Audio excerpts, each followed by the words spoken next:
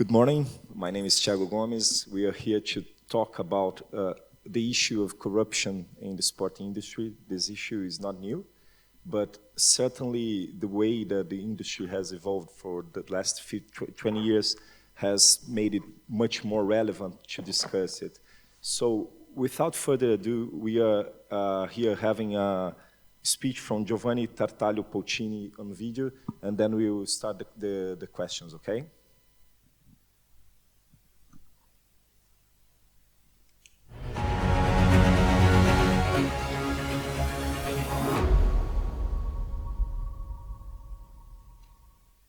Thanks to the SIGA for its role of champion worldwide recognized in the global prevention of corruption in the sports sector.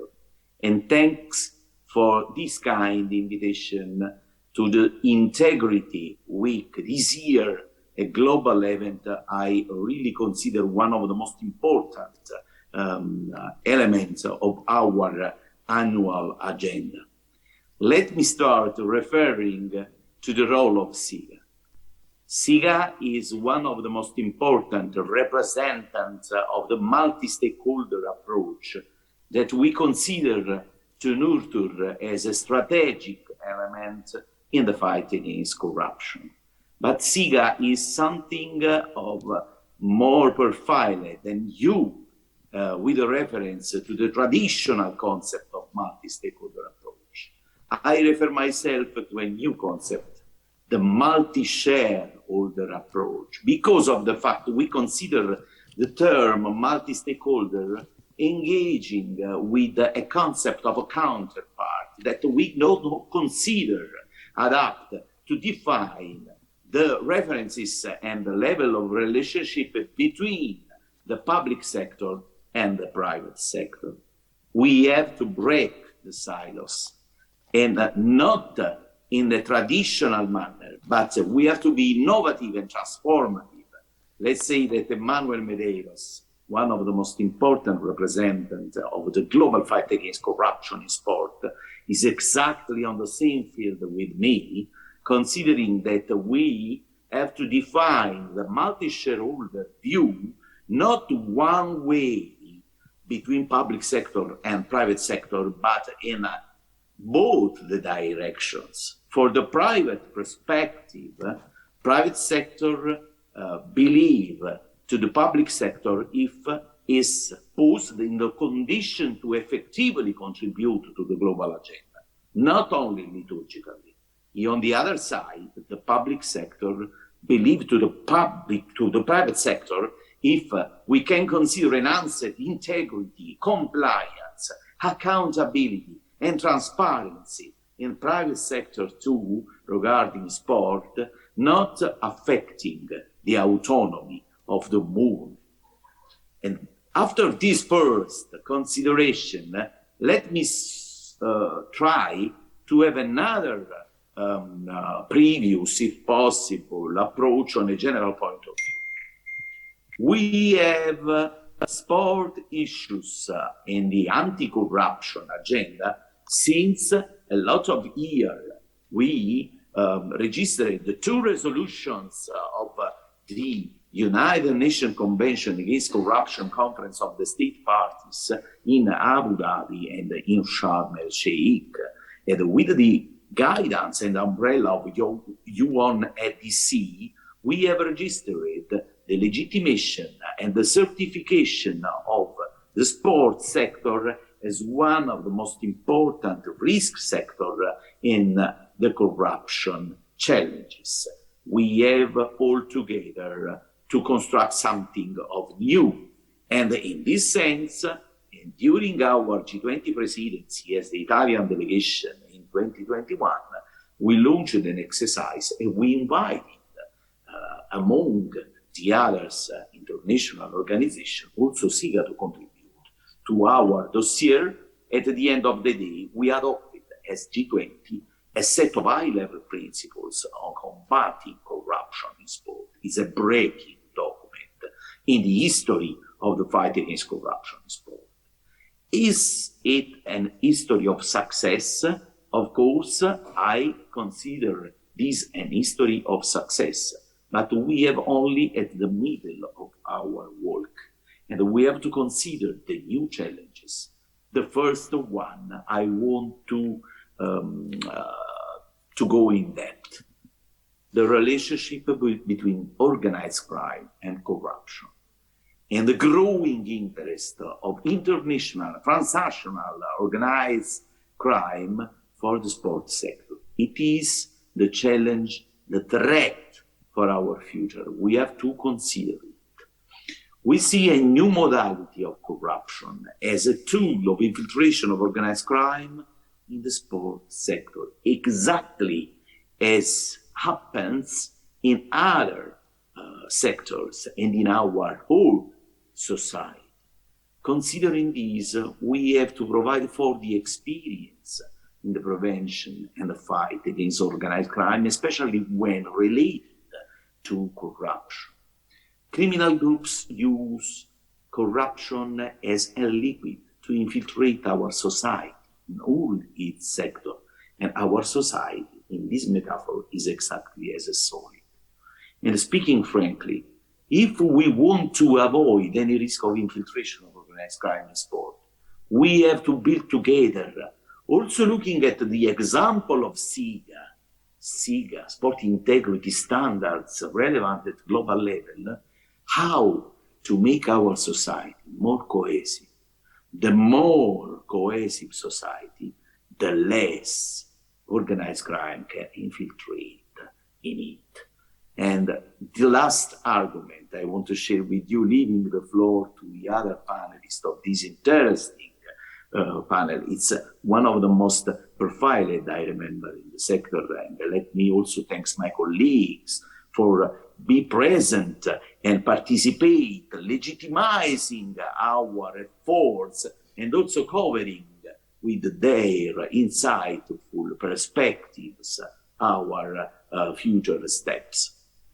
I have registered with great satisfaction the recent interest of SIGA for the Latin American continent, and in particular the foundation of this new way of activities of SIGA for Latin America. I see to Latin America as a laboratory, is one of the pillars of the judicial diplomacy at the multilateral level.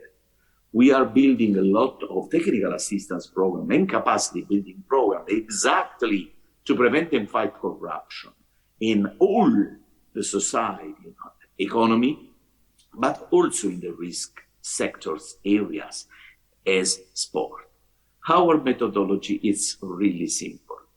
We nurture a needs assessment approach conducted with the countries that they have to benefit of our efforts through 4 pillars, 4 moments of our efforts. The first one is the traditional capacity building.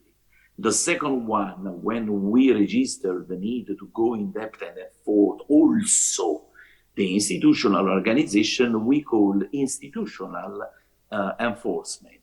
So capacity building and institutional building.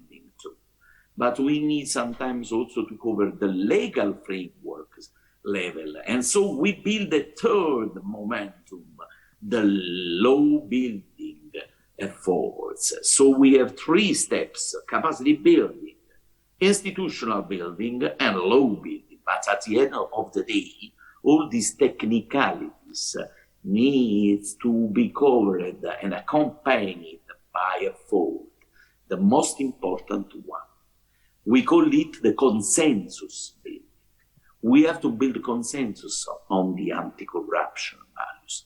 And this is an impossible challenge for government without the participation of international organizations and civil society. So we come back at the very beginning of my speech today, the multi-shareholder approach. And in this approach, to the fundamental role of organizations such as SIGA as a crucial actor for the future challenges in the fight against any form of corruption in the crucial sector for the sustainable development of the human race, such as sport.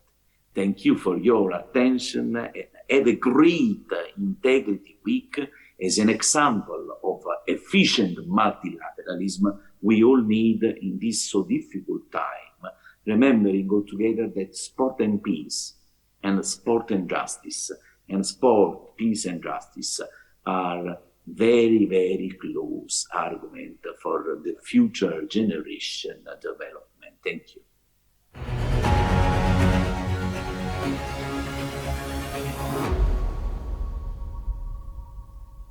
So, as we have 3 speakers here and we are joined by 2 others who are joining us by Zoom, I'm going to intercalate the questions and start with Ana. Ana Celeste, bom dia.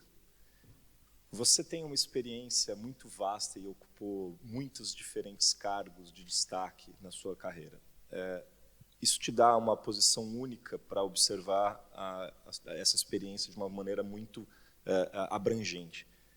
O que, na sua opinião, são os principais pontos comuns de áreas de preocupação em termos de corrupção e criminalidade na indústria do esporte? Muito obrigada. Eu começo, antes de mais, por agradecer o convite à SIGA para estar aqui hoje. É um prazer, na pessoa do Dr. Emanuel Medeiros, que é contagiante na sua energia, na sua motivação e no seu profissionalismo e, portanto, é também por ele que aqui estou hoje. Obrigada pela pergunta, que também começo por cumprimentar todos os meus colegas de painel e também os presentes. Efetivamente, eu tenho associado várias experiências profissionais, que também são experiências pessoais, todas ou muitas delas associadas ao desporto. Comecei há mais de 20 anos, quase 30, por integrar o Comitê Olímpico Nacional português e, nessa ocasião, ter participado na Academia Olímpica Internacional e, portanto, ter vivenciado, enquanto muito jovem, uma experiência com muitos jovens desportistas e não só de todas as partes do globo, mais de 100 países. Integrei depois a direção do Comitê Olímpico Nacional e o ingresso na magistratura fez-me afastar das atividades desportivas. E sou juiz há mais de 20 anos nos tribunais administrativos, que são um dos grandes pilares da justiça desportiva em Portugal. Já irei explicar brevemente. Aliás, os oradores anteriores também se referiram a essa mesma realidade, a par do Tribunal Arbitral do Desporto. E, nos últimos anos também, associada e fazendo parte da Associação das Mulheres e do Desporto, e aqui numa luta muito direcionada da igualdade de género e na promoção da participação feminina no desporto, nas várias áreas, quer na liderança do desporto, quer na prática desportiva, quer nas treinadoras, portanto, uma participação feminina em todas as áreas do desporto, mas sobretudo ao nível da liderança, porque é aqui que efetivamente se faz sentir uma maior ausência da participação feminina. Não obstante, o facto de integrar como vice-presidente da Comissão Arbitral do Desporto, que é um dos órgãos, o órgão máximo de fiscalização do Tribunal Arbitral do Desporto, e simultaneamente ser juíza administrativa, oferece-me efetivamente aqui um pano de fundo ímpar por conhecer, por um lado, a justiça desportiva nos termos em que é realizada no Tribunal Arbitral do Desporto e, por outro lado, a justiça desportiva que é realizada nos tribunais estaduais portugueses, que são os tribunais administrativos. E isto porquê? Excluindo a justiça criminal, que está vocacionada, de acordo com a Constituição e com a lei, única e exclusivamente aos tribunais criminais, enquanto justiça estadual portuguesa, a demais justiça desportiva, e especialmente aqui a natureza laboral, portanto, decorrente do contrato de trabalho desportivo e depois natureza disciplinar, esta última tem alcançado alguma expressão em Portugal. E é esta última da natureza disciplinar que é dirimida no Tribunal Arbitral do Desporto, tendo como antecedentes a atuação, por um lado, da Comissão de Instrutores da Liga e depois a atuação da Comissão Disciplinar da Federação Portuguesa de Futebol. E, portanto, há aqui necessidade de compreender toda a atuação de um conjunto de entidades, Por um lado, entidades desportivas do foro desportivo e depois as entidades judiciais. E compreender que, efetivamente, o desporto é uma área da sociedade muitíssimo importante, é de massas, tem um interesse por muitas camadas, jovens e não jovens, é uma atividade económica fortíssima que envolve elevadíssimas quantias monetárias de várias ordens e por isso é ela própria geradora de fatores, por um lado de criminalidade, mas por outro tipo de ilícitos administrativos ou civis. E por isso deixaria a parte da criminalidade aqui para o meu orador seguinte, porque esta também é muito específica, mas todas as patologias associadas ao desporto não resumem à prática de um crime.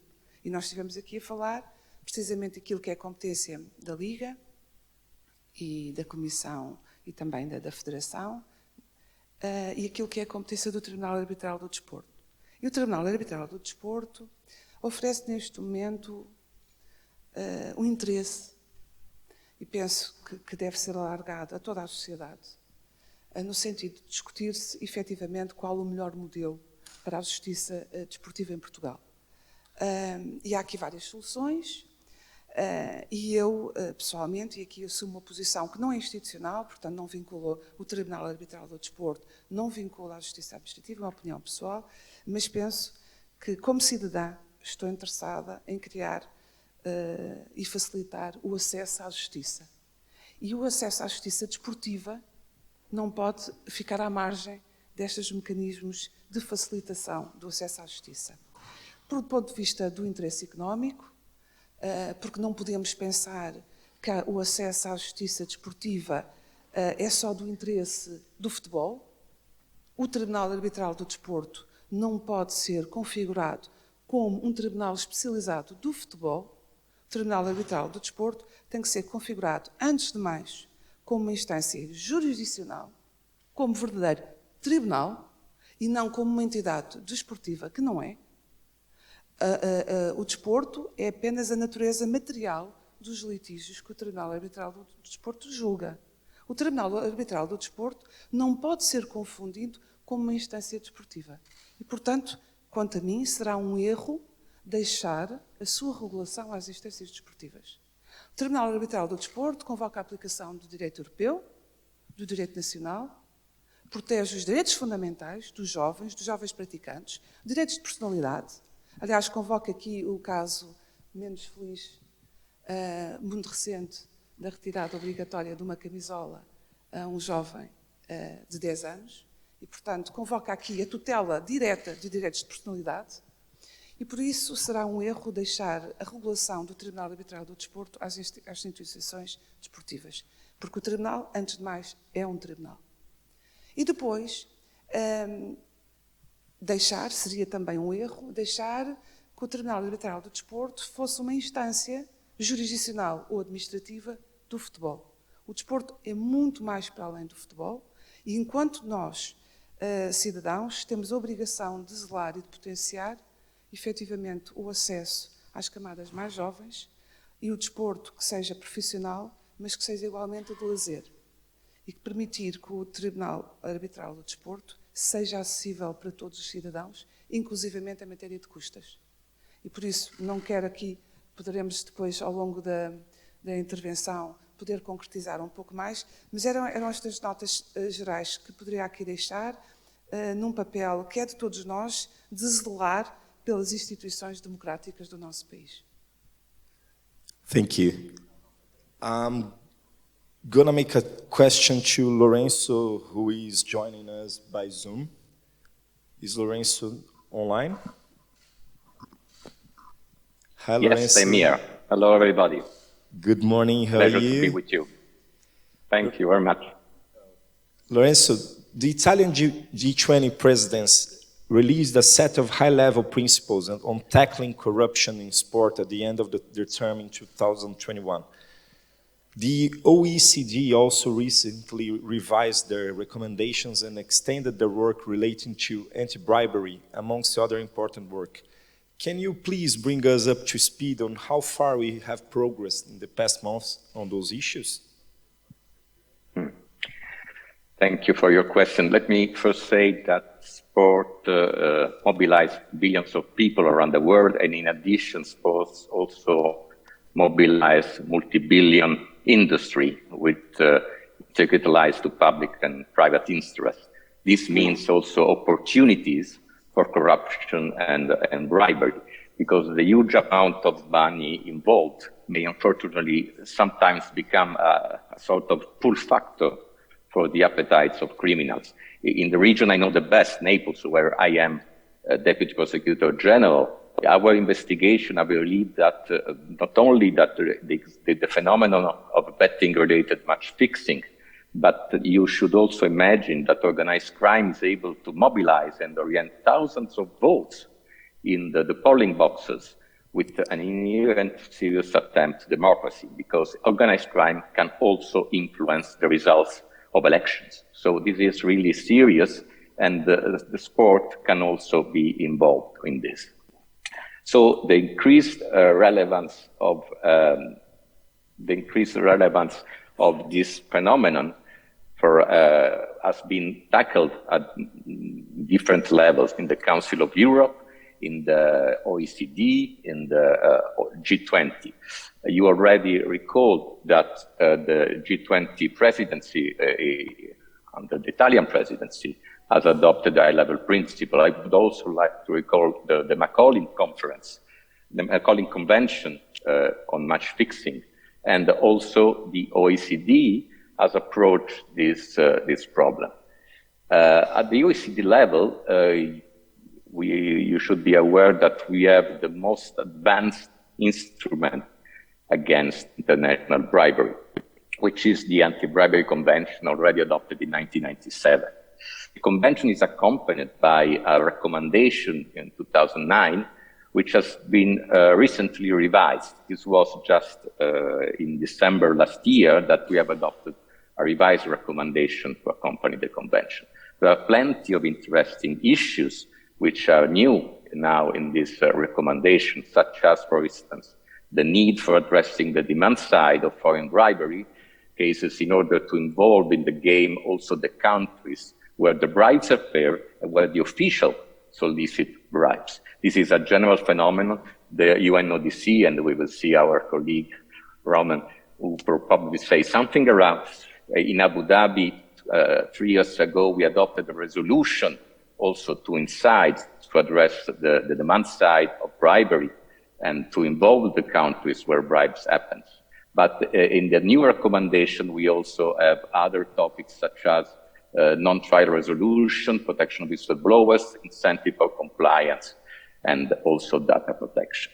The problem is that the majority of countries did not accept to include sport among the emerging topics to be a part of the revised recommendation. The proposal was put, but not eventually retained by the majority of delegations. As a vice chair of the working group on bribery, I certainly respect the decision of the majority of the working group, but at a personal level, I do regret the non-inclusion, since it would have implied not only that new policy indication could exist, but also that the working group on bribery could have exercised its robust monitoring process, which always accompanies the implementation and enforcement of the Anti-Bribery Convention. Sport could have become a part of our monitoring process, and this was not the case, unfortunately. But this does not mean that there is no room for further improvement, and also the OECD can play a role. I would just like to take an example taken by our experience in Italy. On the occasion of the Expo 2015, which took place in Milano 7 years ago, a new experience of cooperation was inaugurated among the OECD and Italy. Italy was represented by the National Anti-Corruption Agency, ANAC. 1 year before the opening of the Expo, the works had not yet begun. We were late, as usual in Italy, and the activities of the judiciary and police forces had revealed corruption phenomena that were emerging even if the work did not start yet. So there was the serious risk that the expo had to be cancelled because investigation was starting and the works had not started yet. So there was really a major risk of complete failure for the Expo 2015. In order to allow the works to continue and to prevent this catastrophe, a memorandum of understanding was signed in October 2014 between the two organizations, ANAC and the OECD. The memorandum of understanding among ANAC and the OECD was conceived as a sort of pilot project providing control template for institutional cooperation on the supervision of public contracting procedures and their subsequent performance in accordance with the highest possible standards and leading international best practices. The most important thing is that the need for speed procedure had not to hamper controls and vice versa, meaning that controls not to hamper speed procedures to realize the works which were needed. And we just had a few months to realize these works before the opening of the Expo. Building on the success story of this memorandum, ANAC and the OECD have drawn more general lessons and principles, presenting them as a possible model for the international community and Expo involved in big events, including future big sports events, such as the Olympic Games and the World Championship. We are in front of us, and everybody knows, the Olympic Games in Paris 2024, but also the Olympic Winter Games in Milano Cortina 2026, again in Italy. And this time we have already started the preparation, I hope, in a more efficient way. So against the storytelling of those who are interested in affirming that targets and deadlines may only be achieved through extraordinary, and I stress this word, extraordinary procedure with less controls on the conduct and adjudication of public tender, so leaving room for corruption and bribery, the real lesson to learn from our experience in Milano 7 years ago is that there is no incompatibility among serious control and efficient procedures. And I believe that President Frattini has already, in many cases, since he's also the President of the Council of State, said something about this. This is particularly true if controls are efficiently conducted ex ante and not ex post, because ex post controls very often may arrive too late. When you have investigation from police, when you have trials from the judiciary, it's already too late. The things have already happened. Criminal justice is and should be the ultima ratio, also in this field, while prevention is the only way to conciliate efficiency and integrity. And the message I would like to deliver is the very simple message that, notwithstanding my function as a prosecutor, prevention is the key word in this field, not repression. So really have a look to this principle adopted by the OECD together with the ANAC.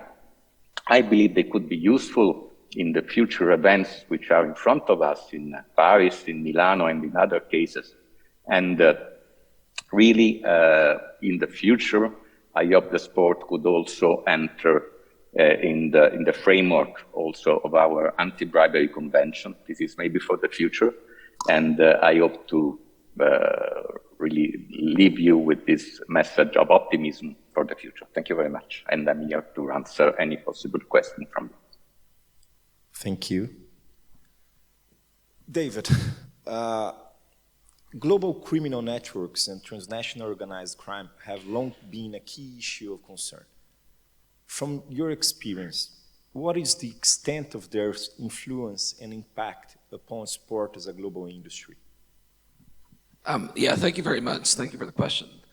First, let me say that I'm here on behalf of the International Coalition Against Illicit Economies, which is a national security-based NGO in Washington, D.C., and where we work with governments, the private sector, civil society, to strengthen the collective action, collective efforts to combat corruption and organized crime.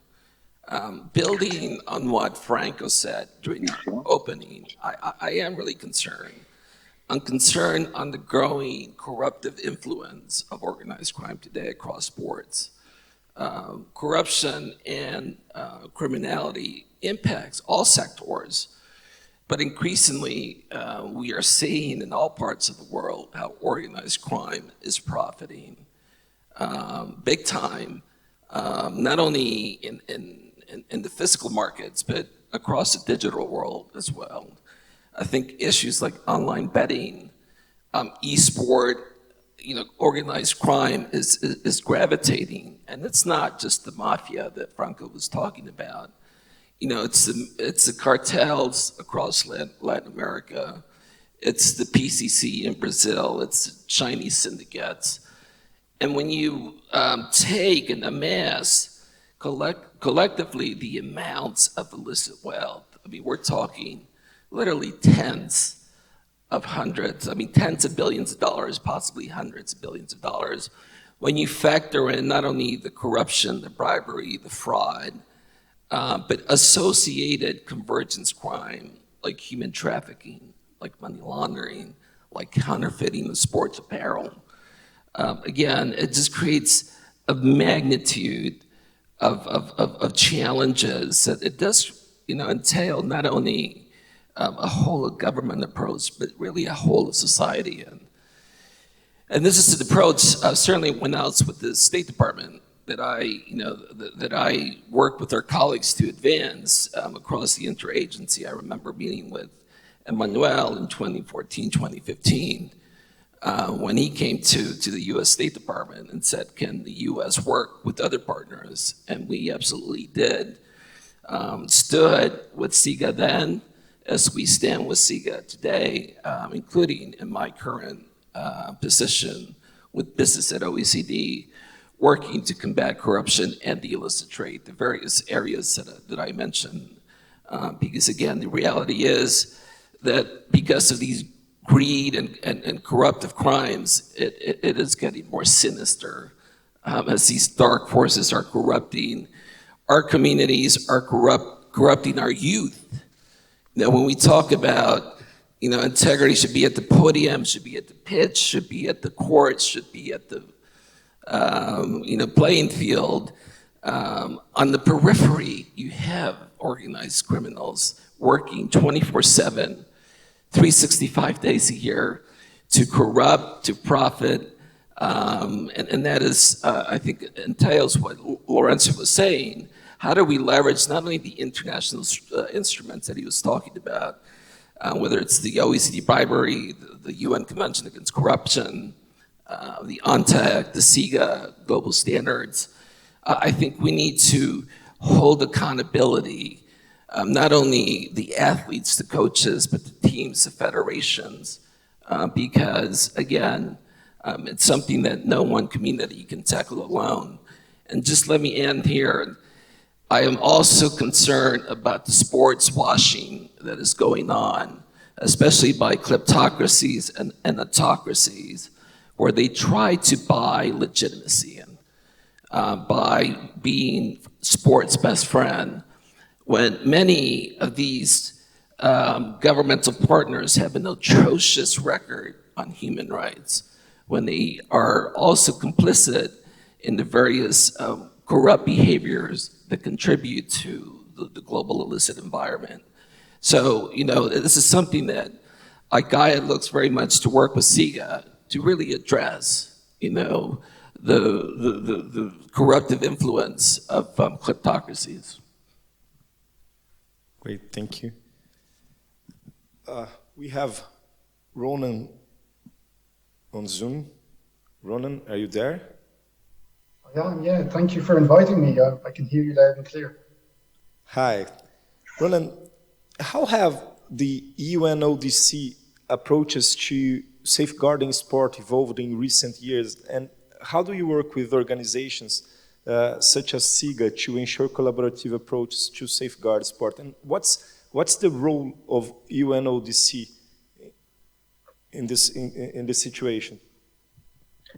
Right, thank you. Thanks for the question. I think, in a historical context, history is not more of a medium term over the last 5-6 years, what we've seen is a kind of a push by both, a realization by sports organizations that they are now more and more accountable and responsible for being part of finding a solution to some of the problems that we're seeing on the field of play, like match fixing, like abuse linked to abuse of authority, the conflicts of interest, issues like that directly affect sport. But in parallel, I mean, there was also this, this understanding by sports organizations saying, okay, our role is to protect sport, but we also need governments to also step in and do their job in terms of fighting the corruption and crime that we see outside of the strictly, the field of play per se. So the actors that David alluded to, the organised crime, the people involved in organised crime who are, influencing referees, who are taking advantage of sports for their own benefit, illicit and illegal.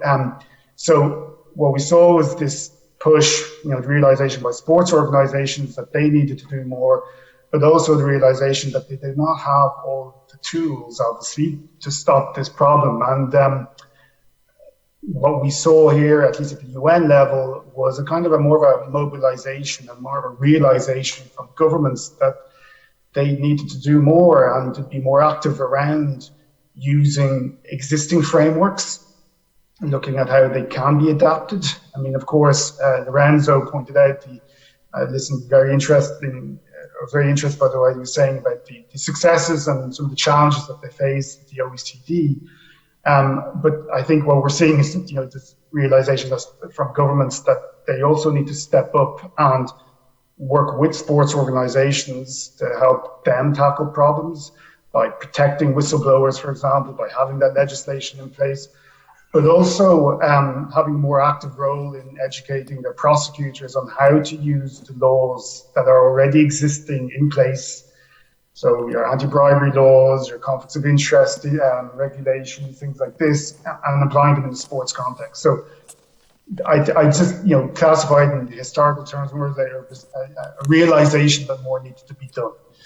And that translated itself into the adoption of these resolutions at the UN level, but also this high-level principles that we saw in the anti-corruption working group of the G20.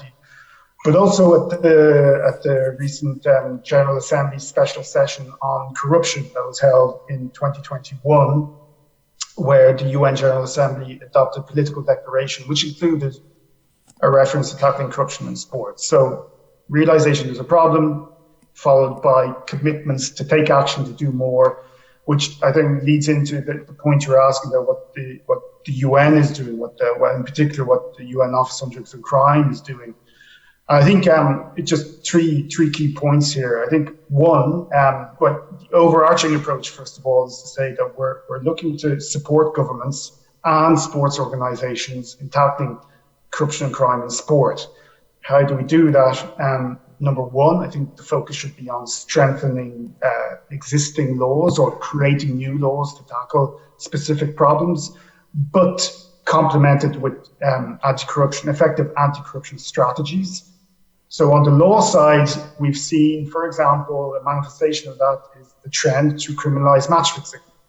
So now we identified in 2021 about 46 jurisdictions that do that, but only on match fixing.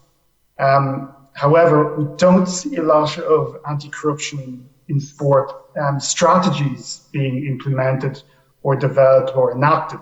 They kind of seem to be merged into global national anti-corruption strategies as a sort of, if we have a national anti-corruption strategy, of course it will then impact on sport.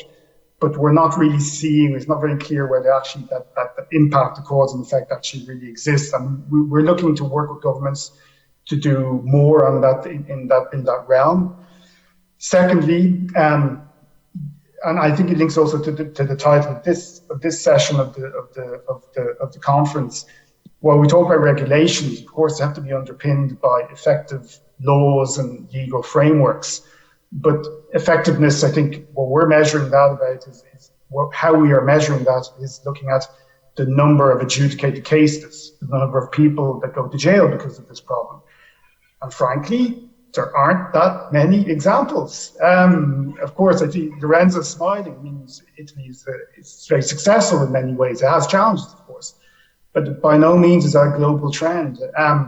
So what does that mean? How could the UN help in that context? And here we're looking to try and bring together the sports world and the criminal justice world together.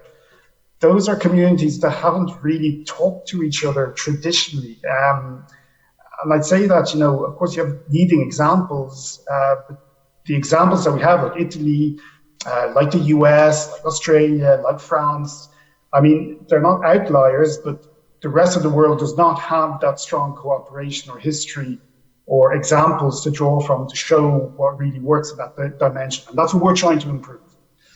So enhancing that collaboration, the cooperation between those two entities. And then finally, actually understanding what the problem is.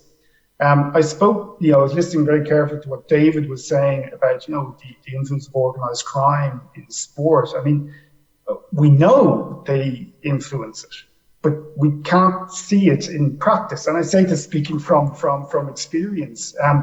There are, of course, isolated examples of infiltration of mafia-type groups who will buy sports clubs, who use it, like Lorenzo says, to mobilize at a political level, even influence at a local level. But it's actually the scale of the problem, the typologies. This is still a new area.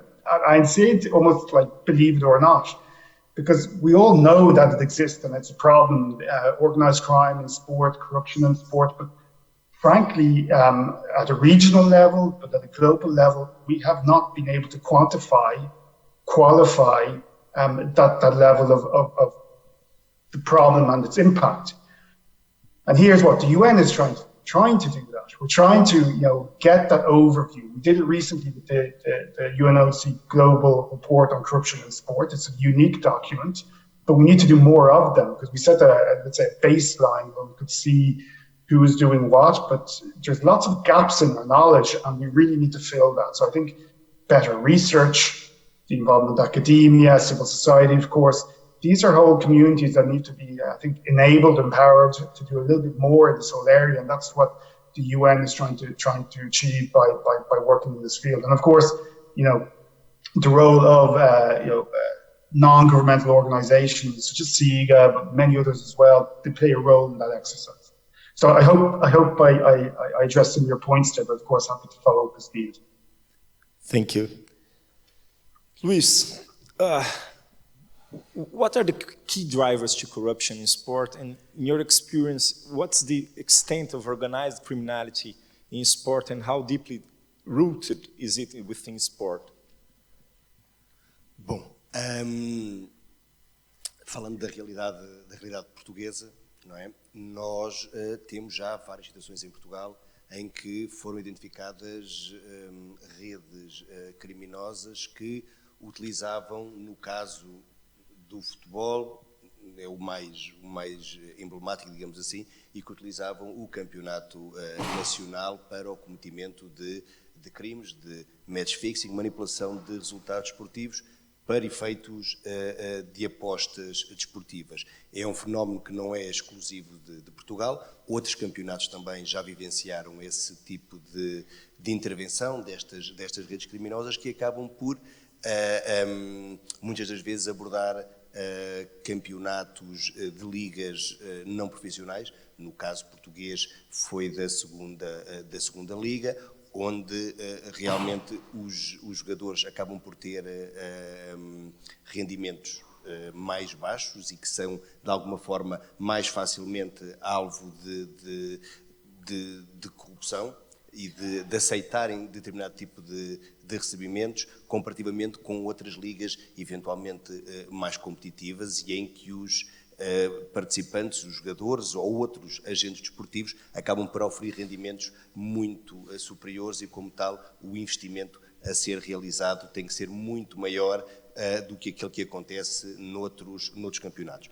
Contudo, e para que há aquela ideia de que apenas os jogadores que têm ordenados baixos ou que têm ordenados em atrasos são suscetíveis de ser corrompidos. Não é verdade. No caso português, que ficou conhecido como jogo duplo, tínhamos jogadores que, apesar de estarem naquela altura a jogar numa liga inferior, na segunda liga, acabavam por ter contrato com o clube da primeira liga que lhes pagavam os ordenados e ainda assim, com ordenados bastante superiores à média nacional, acabaram por aceitar esses pagamentos para manipulação destes resultados desportivos. E importa também salientar, sem entrar num detalhe muito grande, que à data nós tínhamos um regime jurídico em termos de lei criminal muito aquém daquilo que felizmente temos hoje em dia e que resultou de uma alteração que ocorreu em 2017. Apenas para terem uma ideia, um indivíduo que corrompesse, um suspeito que corrompesse um jogador, um dirigente ou alguém para manipular um jogo de futebol, a pena de prisão que estava prevista para o corruptor ativo era uma pena de prisão até 3 anos. Fazendo aqui um paralelo, é a mesma pena de prisão que um indivíduo que furta um chocolate no supermercado. Não é uma pena até 3 anos. E é notória a diferença da gravidade de uma conduta e outra. Aqui acresce a impossibilidade de, num crime com pena de prisão até 3 anos, poderem ser utilizados determinado tipo de meios de obtenção de prova, sejam interceptações telefónicas, sejam as meras faturações. Não seria possível perceber se o mesmo corruptor ativo estava a corromper apenas aquele jogador ou diversos outros jogadores. Felizmente, com a revisão que ocorreu em 2017, tivemos um incremento substancial das penas de prisão. Basicamente foram equiparadas ao regime que já temos no Código Penal, prevendo quer o aumento imediato das penas, quer a própria agravação das penas em razão da contrapartida que é oferecida aos corruptores passivos. Acresce que é importante também referir, porque na altura sentiu-se essa dificuldade e é importante desde logo em termos de prevenção geral que deparamos com situações em que a justiça penal não permitia que os jogadores fossem suspensos do exercício de funções, de continuarem a jogar, e deparamos com situações em que jogadores que estavam a ser investigados e que tinham sido até alguns deles detidos e estavam com medidas de coação para além do TIR, não foi possível suspender a sua atividade e eles continuaram a jogar. Alguns deles foram suspensos na altura ou impedidos de jogar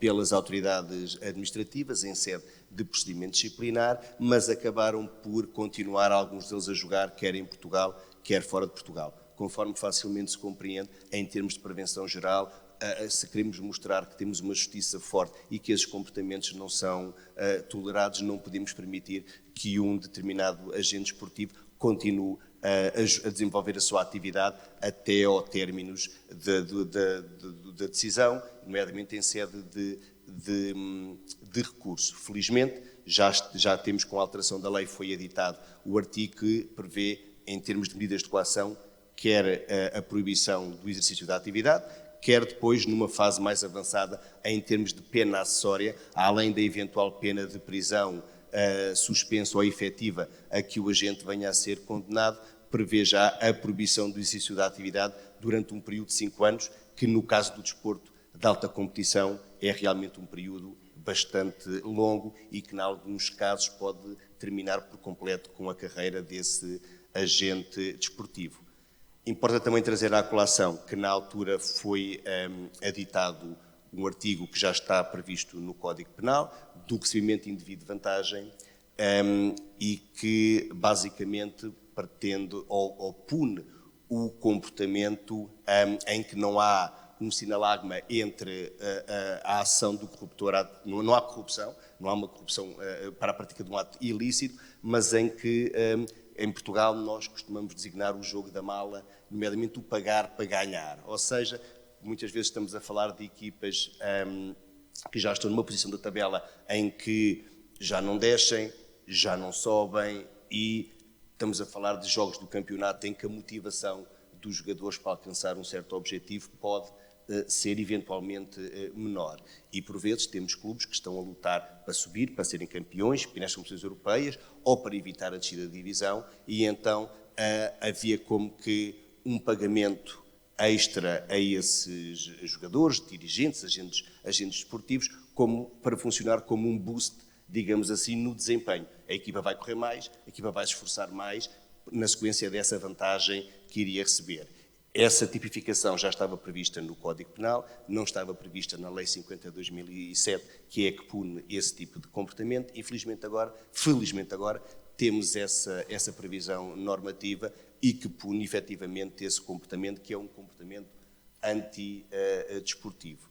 Para terminar, em relação à parte desse diploma, foi também editada a questão da punição da aposta antidesportiva. De facto, deparámos que havia, no caso, jogadores que eram de alguma forma abordados para manipular um jogo e que, além da contrapartida monetária que oferiam, aproveitavam e faziam apostas nos jogos que já sabiam que iriam perder, seja, obviamente, que não o fariam diretamente, mas fariam através de pessoas do seu ciclo de amigos. Foi igualmente, e algo que é importante em termos de proteger também as camadas mais jovens. Resultou na alteração de 2 leis, do regime do jogo online e das apostas à cota, em que proíbe, nomeadamente no mercado regulado nacional, nada impede que outros países que não estão vinculados à lei o permitam, mas em Portugal não é permitido fazer apostas desportivas nos escalões abaixo do escalão sénior, porque há relatos de noutros países os atletas serem abordados por indivíduos que se dedicam a essa atividade, ainda numa idade muito precoce, sem terem bem noção do que é que estava em causa, e hoje ofereço umas chuteiras, amanhã ofereço um equipamento, e pronto. E começava-se a criar ali um clima de permeabilidade que podia depois ser de alguma forma utilizado, abusando da inexperiência, muitas vezes, desses atletas mais jovens e, atualmente, com o regime que vigora em Portugal, não é permitido que as empresas que prestam esse tipo de serviço permitam apostas nos campeonatos abaixo da categoria de sénior. Ana. Obrigada. Eu queria acrescentar aqui 2 ideias, também em complemento daquilo que foi esta intervenção. Também ouvimos agora aqui dizer que houve um aumento do limite mínimo da pena criminal associada à tipificação do crime, e eu penso que também era algo que devia ser introduzido nos ilícitos administrativos, designadamente em matéria disciplinar. Não raras vezes assistimos à condenação pela prática de uma infração disciplinar cometida pelo mais alto dirigente da associação desportiva ou do clube desportivo, em coimas que vão na ordem dos 200 euros, 300 euros. E como cidadã, acho que isto não vai ao encontro daquilo que são as finalidades de prevenção geral também dos ilícitos administrativos e que, efetivamente, não contribuem para a desmotivação da prática do ilícito. E seguindo aqui outras sanções, igualmente administrativas, por exemplo, pela autoridade da concorrência, onde, quando existem práticas anticoncorrenciais, assistimos à condenação de coimas administrativas na ordem dos milhares ou dezenas de milhares de euros. Eu penso que há aqui um trabalho também a fazer nesta parte do ilícito disciplinar desportivo, porque, efetivamente, há que distinguir a prática de um ilícito quando seja cometido por um espectador e quando é cometido pelo mais alto dirigente do clube ou da associação desportiva.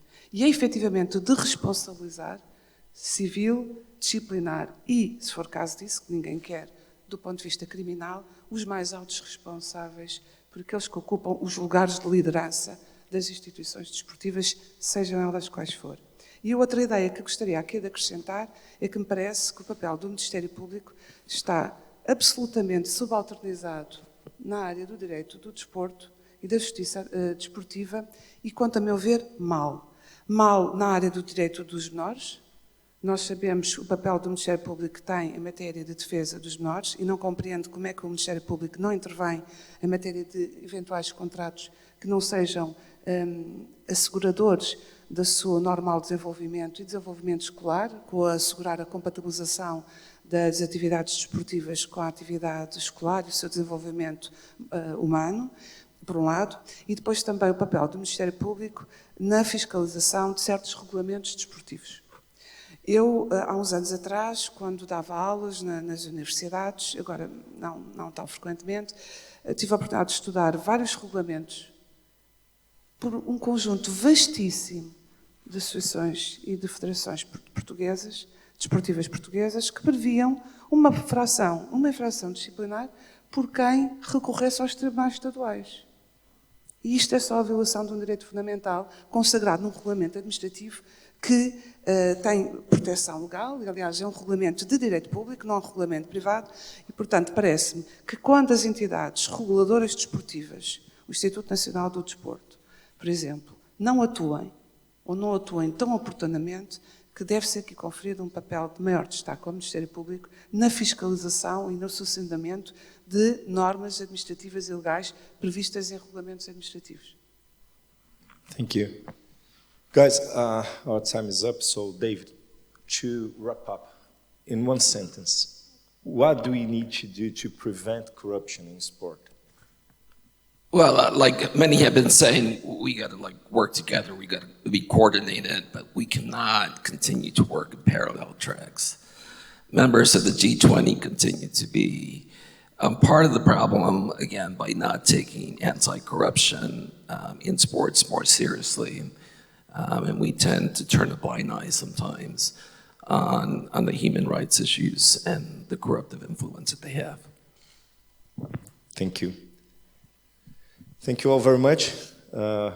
We are unfortunately out of time, so to keep up the schedule, we will not have questions from the public. Thank you. I thank all the speakers, and have a great day.